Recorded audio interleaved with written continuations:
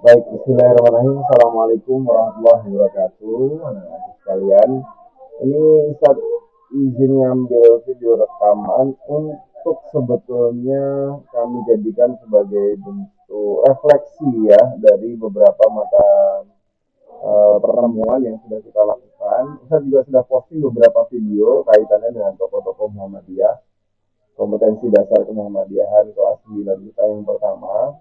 Belum nantinya kita bahas pedoman hidup warga Islami warga Muhammadiyah.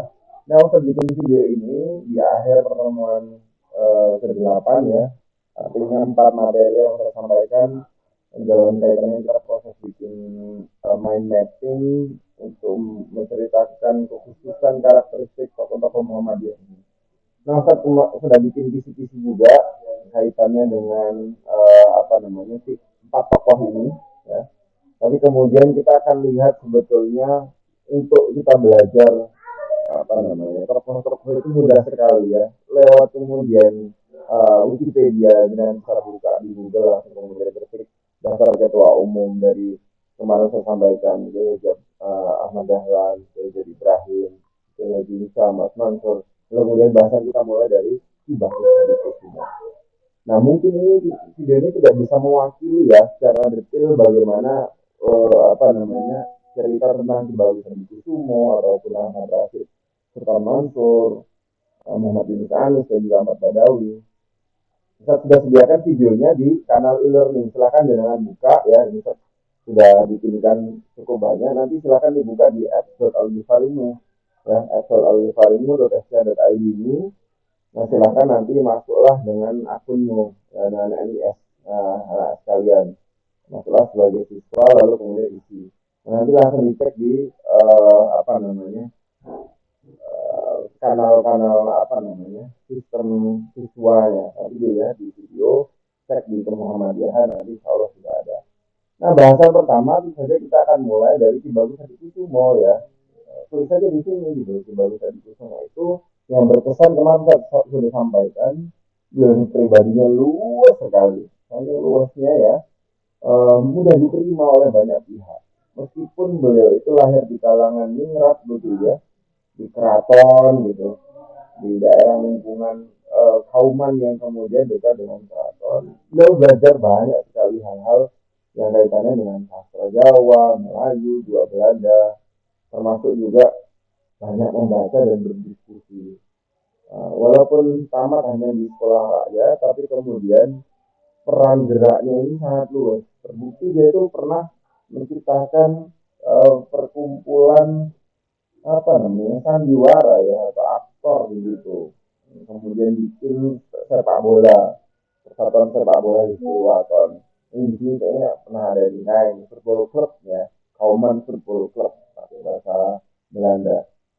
Ini menarik sekali pribadi beliau ini sampai akhirnya ya dekat dengan kalangan tentu saja pejuang Muhammadiyah yang lain, ketua umum BP sebelumnya Mas Mansur. Lalu kemudian di masa-masa genting itu sempat kemudian ya, berjuang juga. Beliau adalah penginisiasi askar ya atau kelompok pejuang Muhammadiyah atau yang kemudian salah satu anggotanya juga Ahmad Badawi waktu itu, sampai akhirnya beliau kemudian dipercaya untuk masuk menjadi salah satu tokoh nasional, bergaul dengan Insinyur Soekarno, Muhammad Hatta untuk kemudian bergabung dalam BPU PKI ya, dan usaha persiapan kemerdekaan Indonesia, usaha-usaha persiapan kemerdekaan Indonesia. Kemudian menjadi PKI. Saya tidak mau bahas sejarahnya, tapi kemudian apa yang bisa kita ambil pelajarannya dari kisah perjuangan beliau. Nah, ini yang menarik gitu. Salah satu yang saya sampaikan kemarin di kelas itu kan ini karakteristiknya para tokoh Muhammadiyah itu meskipun dia punya darah biru tidak dipakai untuk prajurit semacam itu untuk kemudian digunakan untuk kepentingan pribadinya dia yang sifatnya merugikan orang lain gitu ya. Sampai saat ini saya ambil contoh termasuk di bagian itu semuanya hanya dipakai kimia saja, mungkin gelar-gelar lainnya pasti ada. Kemudian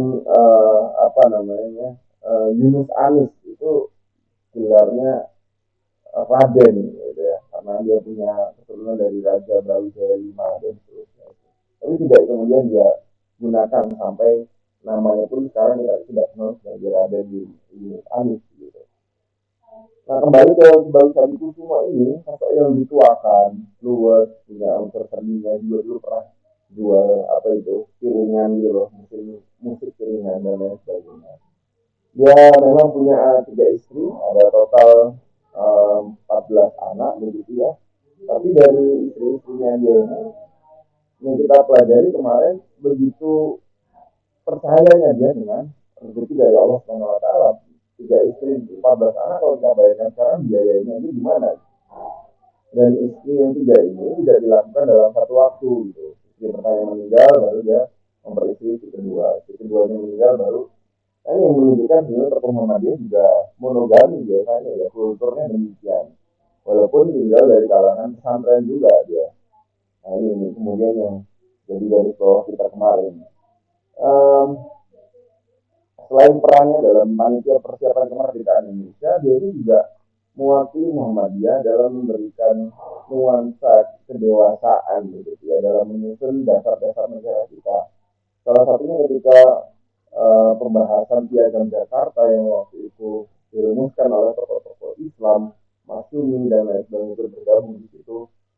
Hasil dari Piagam Jakarta itu kan diharapkan dapat dijadikan kemudian pembukaan atau mukadimah anggaran Undang-Undang Dasar 1945. Lalu kemudian ada tweaks gitu, ada sedikit perubahan, ada 7 kata yang dihilangkan yang sampai detik ini menjadi sejarah. Bukti bahwa kedewasaan berpolitik dan negaranya tokoh-tokoh Muhammadiyah itu terbukti dari hal-hal ini. Dulu yang pertama, sebelum ketuhanan yang Maha Esa yang kita kenal, ada 7 kata yang dihilangkan. Ketuhanan dan kewajiban menjalankan syariat Islam bagi para pengikutnya. Ada 8 kata tadi dihilangkan beberapa. Nah ini kemudian didiskusikan oleh para pendiri negara kita, salah satunya di Bagi Hadikusumo di PPKI waktu itu untuk kemudian dibahas bersama, karena kalangan orang-orang apa namanya Kristen, Protestan dan lain sebagainya dari timur tidak ingin bergabung ke NKRI atau ke negara Republik Indonesia waktu itu sebelum diproklamirkan Soekarno di 17 Agustus. Mending kita bikin negara sendiri katanya. Itu kemudian atas dasar itu, selain juga kemudian sebetulnya esensinya masih sama, maka ayolah kita ubah kemudian menjadi ketuhanan yang Maha Esa. Ya, jangan dulu kan pakai ya, yang Maha Esa. Ini adalah salah satu bentuk kemudian lebih mengutamakan persatuan dibanding kemudian egoisme kalangan atau kelompok tertentu. Ya, kemudian yang perlu kita garis bawahi lagi dari salah satu tokoh pergerakan pahlawan nasional negara Republik Indonesia ini, si Bang Sadikusumo juga andil besar dalam merumuskan apa namanya kepribadian Muhammadiyah yang waktu itu memang bahasanya dipimpin oleh Yunus Anis ya, atau Haki Usman. Kita cek lagi nanti fakta sejarahnya. Tapi kemudian pembahasan itu digaungkan idenya oleh Bang Sadikusumo. Dia juga yang kita perlu garis bawahi punya peran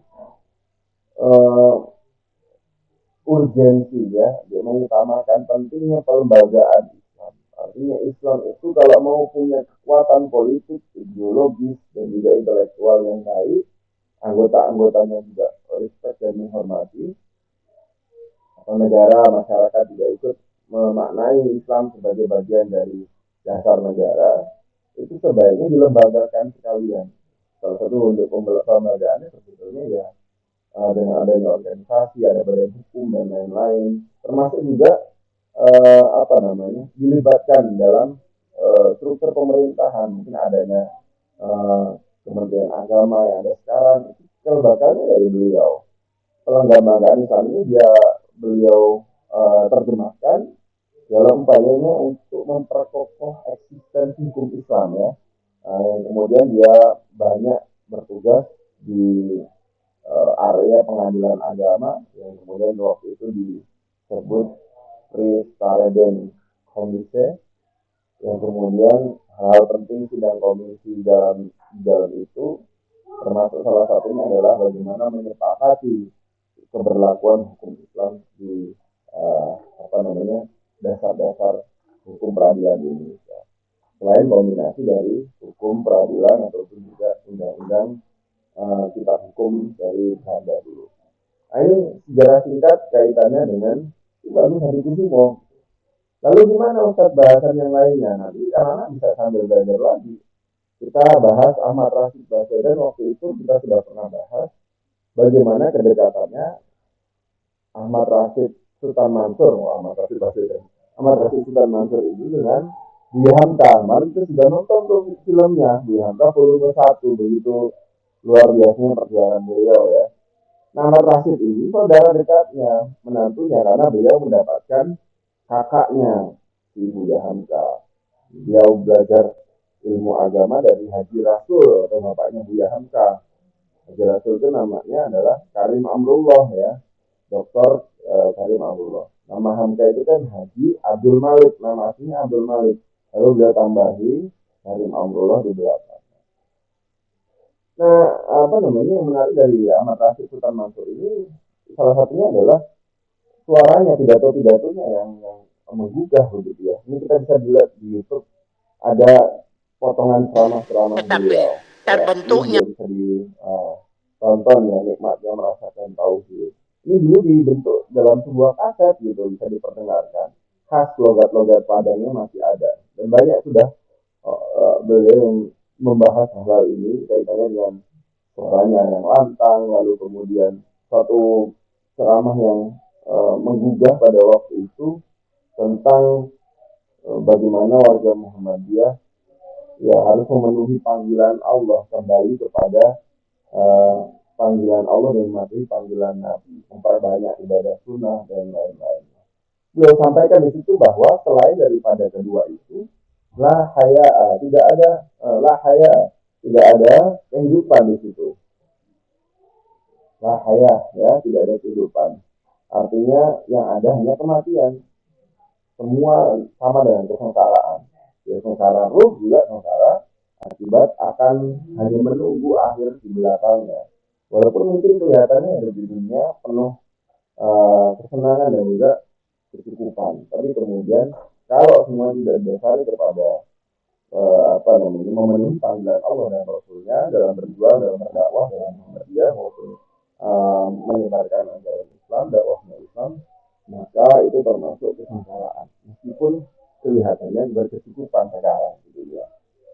Ya, beliau lahir di Maninjau, begitu. Kalau kita lihat Google Maps ya, nah saat waktu itu kebetulan sudah pernah cerita, saya pernah sampai di situ. Kalau kita lihat Sumatera ini, Danau Maninjau, itu demikian apa indahnya tempat ini ya. Kalau kita dari Padang Panjang, ya Bukit Tinggi, Padang Panjang itu sebelah sini, ya bayangkan Hamka waktu itu kalau kabur itu ke Padang Panjang lewatin gunung itu tadi, termasuk juga melawan Jepang dan lain-lain. Nanti di volume 2 dan volume 3 yang sama akan diceritakan. Ada namanya kelok ampe puluh ampe nih, kelok 28, kelok 36, karena keloknya ada 44 nih, jalan kelok ampe puluh ampe, 44. Yang kemarin Tour de France juga sampai sini ya. Nah dari sini kita sebetulnya bisa lihat dari kelok yang ke-44 begitu indahnya di Danau Maninjau ini. Kita lihat ininya apa namanya ilustrasinya kalau memang ada ya. Sambil kita jalan-jalan, oh ini kelok-keloknya seperti ini. Itu danaunya tampak di belakang dari jalan ya. Saya pernah bikin video juga itu jauh. Beliau lahir di pinggiran danau yang indah ini. Kita nyebutnya mirip mirip di Sukau ya. Nanti ada Museum Rumah Kelahiran Buya Hamka. Ini tempat yang kita layak kunjungi juga untuk kemudian salah satunya melihat beberapa karya Buya Hamka dan begitu indahnya lokasi ini ya, agak maju dikit setahu saya. Dengan maaf internetnya juga agak ya, agak pelan. Nah ini rumahnya Buya Hamka kalau nggak salah. Maaf, sambil kita lihat ini.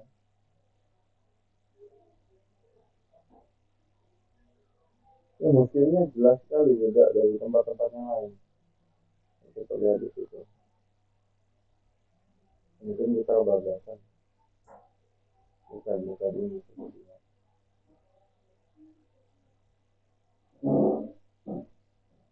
Nah, ini bentuk rumahnya seperti ini. Rumah gadang, tapi kemudian diberikan sentuhan modern-modern lebih lagi. Rumah aslinya keluarganya beliau tidak di situ sebetulnya, sekitar di sini.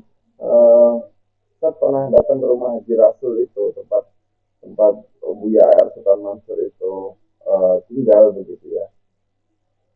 Ada kuburannya juga di depan rumahnya itu.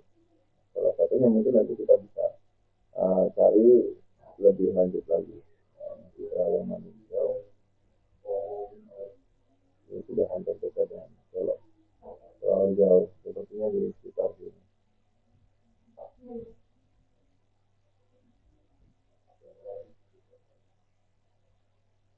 Nah, di Buya Hajar Sultan Mansur ini bertemu dengan Kiai Hajar Dahlan memang ketika ini bertanya atau ketika kemudian berdagang di Pekalongan waktu itu ya, setelah sekolah di Quick School di Jogja dulu, nama Quick School itu kemudian kalau sekarang kita kenal sebagai Malimun.